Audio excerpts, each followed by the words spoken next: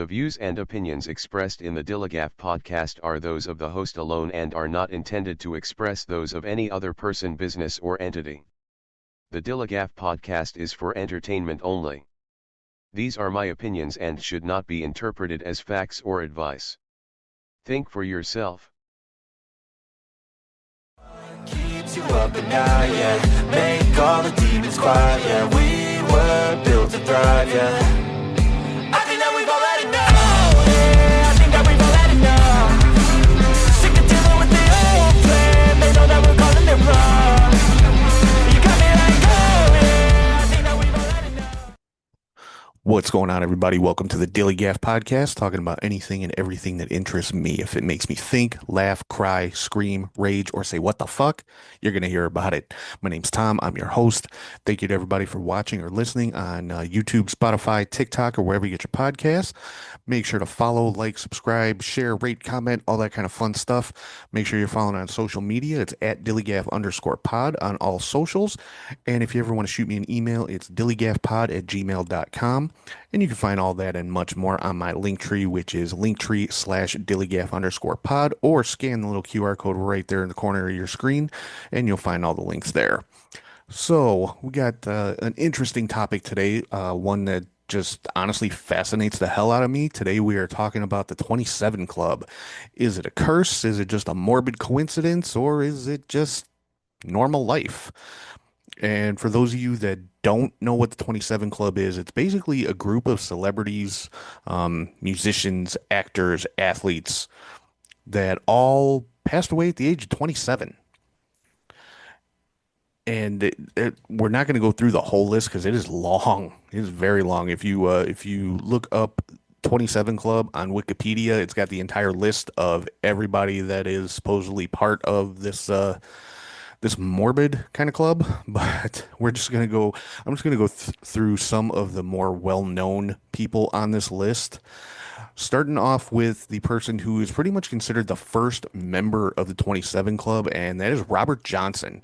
If you don't know who he is, he was a blues guitarist back in the 20s and 30s. He was called the King of the Delta Blues, and he is widely considered to be the greatest guitar player of all time.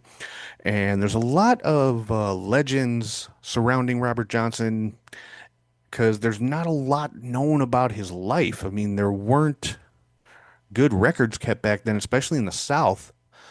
And but one of the biggest legends about Robert Johnson is about him selling his soul to the devil at the crossroads. If you've ever heard that story, that's about Robert Johnson.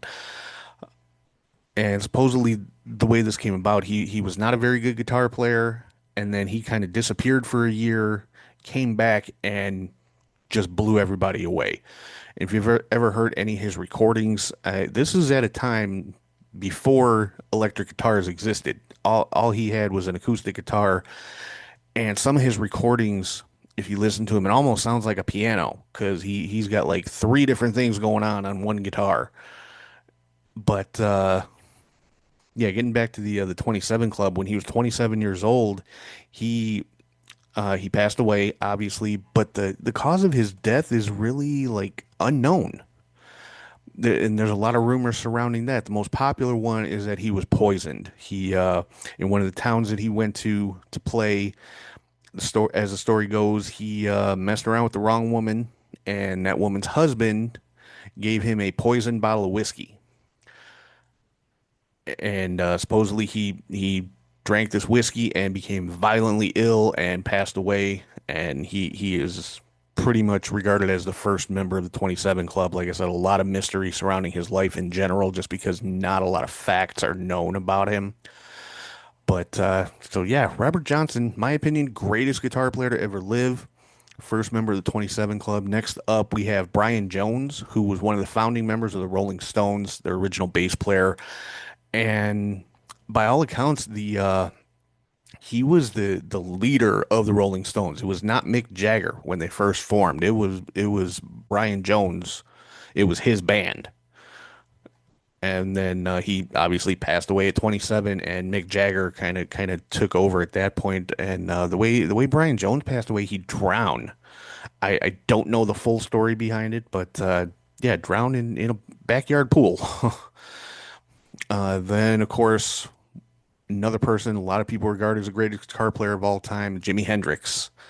Yeah, overdosed on drugs and basically choked to death on his own vomit. I'm sorry if that's a bit gross, but that's the way it happened.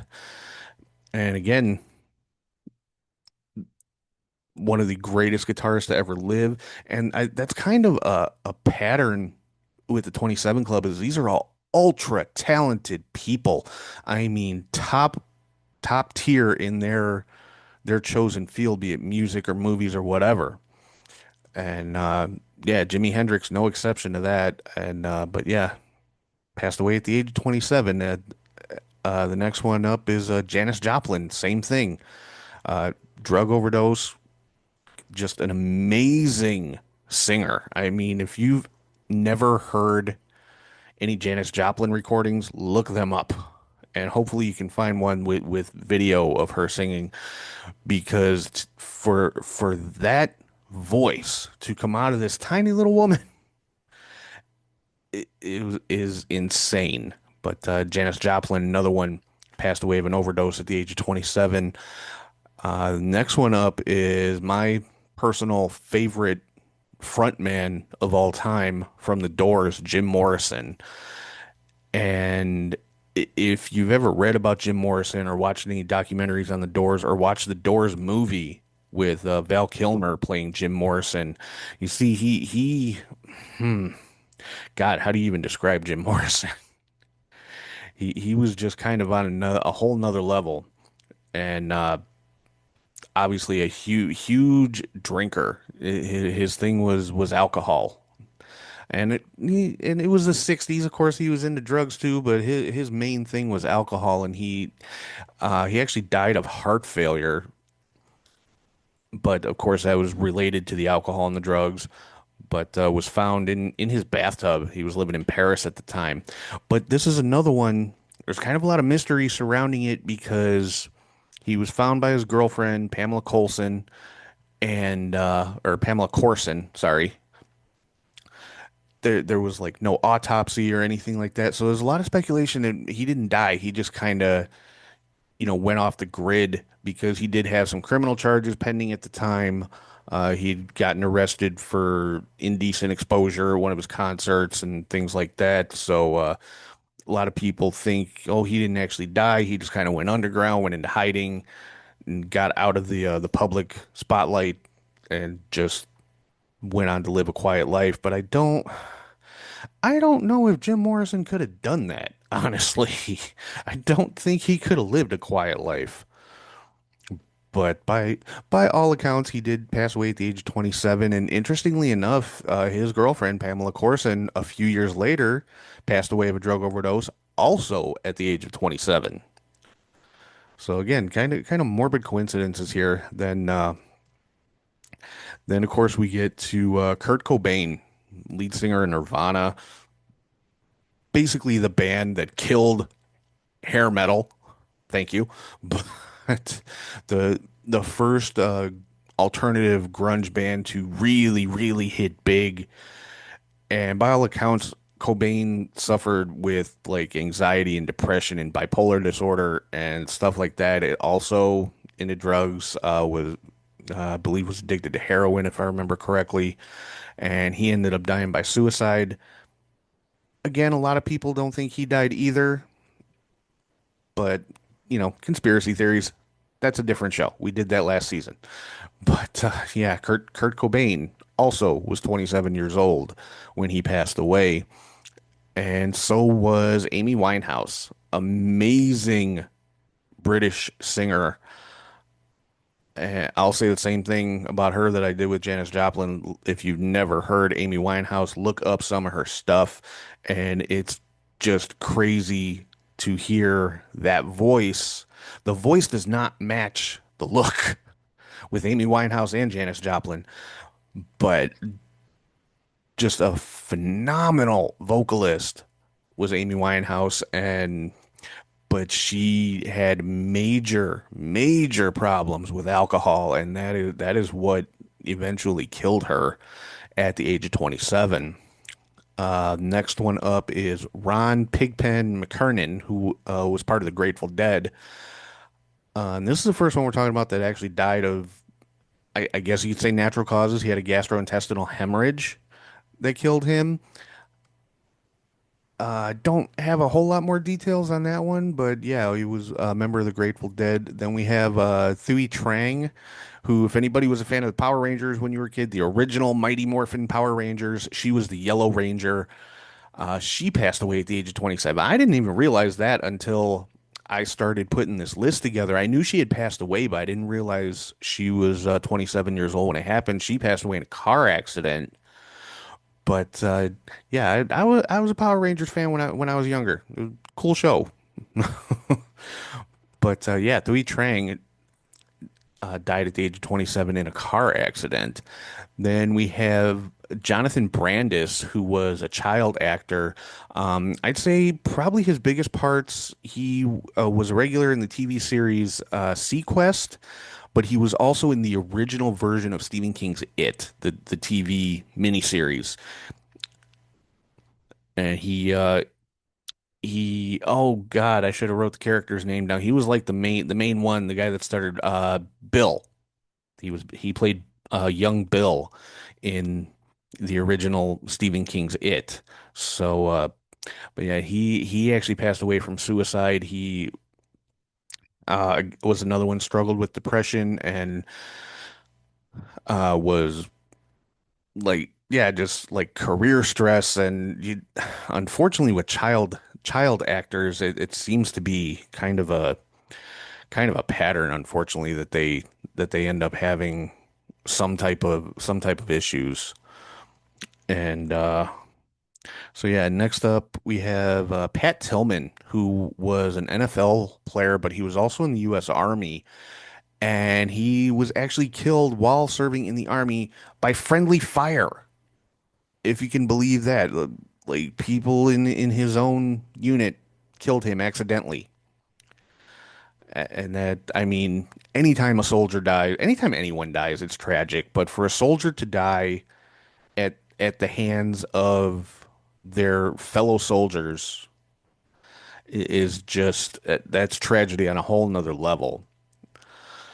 And then we get to Anton Yelchin, who any Star Trek fans out there should know who he is. He was in the J.J. Abrams Star Trek movies. He played Pavel Chekhov and did very well, played that part perfectly in those movies, and he had the potential to be a huge star. And he another one passed away in a car accident. Eh, Like I said, so it's like, is are these just, is there some type of curse? Are these just morbid coincidences, or is it just, is that just life? Because I mean, people have actually studied this pretty deeply, and they basically came to the conclusion celebrities don't pass away at the age of 27 in any greater proportion than the general population. Which, okay, but damn. Another one, and this is one that I personally like really remember when this happened, is Louis Spicolli, who was a professional wrestler, had drug issues, died of an overdose at the age of 27. This was in the late 90s. He was wrestling in WCW at the time. He was part of the NWO with Scott Hall, and he had I believe he had been in ECW as well, because Tommy Dreamer, shortly after he passed away, renamed his finishing hold, which was the Death Valley Driver, renamed it the Spicoli Driver in honor of Louis Spicolli. And he'd always pick his opponent up on his shoulders, hold him there for a minute, shout Louis, and then dump him on their head. But yeah, so Louis Spicolli, professional wrestler, and with wrestlers, it is so common with the drug issues because of painkillers or because of cocaine, because of the long road trips trying to stay awake, or just getting into the party type life, living that kind of lifestyle. with pro wrestlers, especially from back in the 80s and 90s. You hear about it so much, and it's sad. It's so sad because these guys,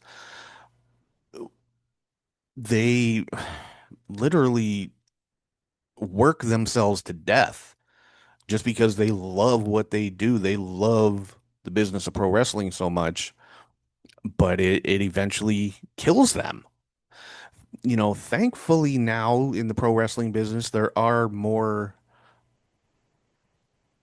what's the word I'm looking for? There are programs in place to help them. The schedules are not what they used to be. These guys are not on the road 300 days a year anymore, driving thousands of miles at a time and having to wrestle 7 days a week anymore and that kind of crazy shit. Now the schedules are lighter. They have programs in place, like WWE has their wellness program to help with drugs and things like that. And I'm not saying it's a perfect environment now by any means, but it's definitely, wrestling in 2025 is definitely a hell of a lot better than it was in 1985 or even 1995.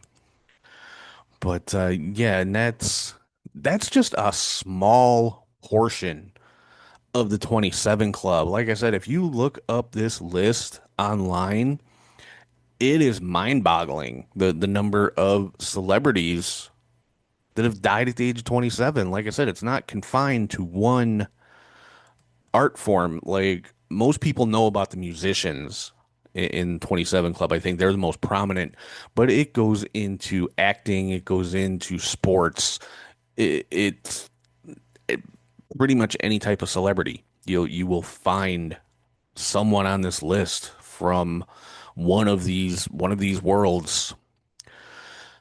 And it's like I said, it's fascinating to me because it's always people that are just super talented, like Jimi Hendrix, like a Jim Morrison, like a Robert Johnson, or Kurt Cobain. I mean, those are four of the greatest musicians to ever live, and made huge impacts in music in general. And they all died at the age of 27. Like I said, I don't know if it's a curse, like a lot of people say with Robert Johnson. He made that deal with the devil, sold his soul, and that was the devil collecting. I don't know if it's just a morbid coincidence or what, but yeah, the amount of celebrities that have passed away at the age of 27 is crazy. But yeah, that's pretty much going to wrap me up for this week. I mean, like I said, I've been interested in this for a long time, and when I looked up this list, just how long this list was shocking to me. And especially, people like I said, Thuy Trang from the Power Rangers. I knew she had passed away in a car accident. I didn't know she was 27 when it happened. So, and let's be real, 27 is so freaking young. I mean, I just turned 48. 27 seems like a lifetime ago.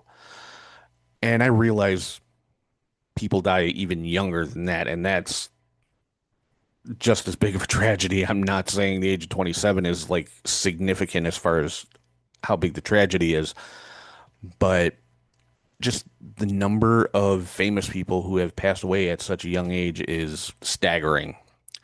So that is pretty much going to wrap me up for this week. But again, thank you all for watching or listening on YouTube, Spotify, TikTok, or wherever you get your podcasts from.